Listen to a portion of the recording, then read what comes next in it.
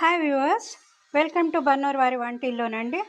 ఈరోజు మనము ఈ గోంగూర పప్పు ఎలా చేసుకోవాలో చూద్దాము. ఇది నేను చేసే స్టైల్లో మీకు చూపిస్తానండి.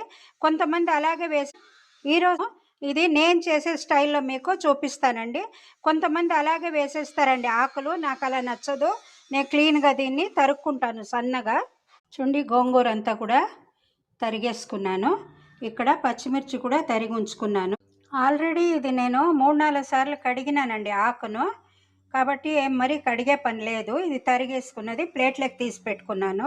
ఇప్పుడు మనము ఆకు వాడ్చుకోవాలంటే నూనె వేసుకోవాలి.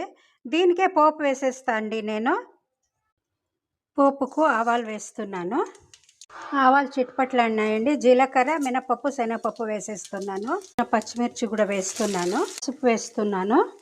ఇంగు వేస్తున్నా అండి. ఇంగు వేస్తేనేనండి, నేను దీనికి ఉల్లిగడ్డలు, తెల్లబాయలు ఏమీ వేయట్లేదు. అందుకని ఇలా ఇంగువ కొంచెం ముందు ఉంటే కూడా బాగుంటుంది. చూడండి, ఇవన్నీ రంగు వచ్చేసింది ఇప్పుడు పప్పులన్నీ.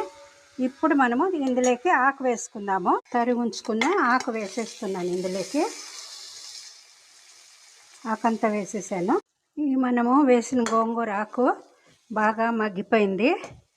ఇప్పుడు ఇందులోకి ఉడికించుకున్న పప్పు కూడా వేద్దాం. గరిటతోనే ఇలా కలిపేస్తే మనం ఇది బాగా మెత్తబడిపోతుంది. ఇప్పుడు ఇందులోకి వేసేస్తున్నా అండి. ఉడికించుకున్న ఆకులకి, అంటే పోపు వేసుకున్నాం కదా ఆకు, ఇందులోకి వేసేస్తున్నాను పప్పు అంతా. ఉప్పు వేస్తున్నాను. ఇట్లా ఇలా తుంచుకున్న కరివేపాకు వేస్తున్నాను. మీకు కాబడితే ఇంకా నీళ్లు వేసుకోవచ్చండి. నేను ఈ కన్సిస్టెన్సీలో చేస్తున్నాను. దీన్ని ఇప్పుడు సర్వింగ్ బౌల్కి వేసేద్దాము. చూడండి, మీరందరూ కూడా చేసి చూడండి. ఎలా వచ్చిందో కామెంట్లో పెట్టడం, సబ్స్క్రైబ్ చేయడం మర్చిపోకండి. Thanks for watching my video.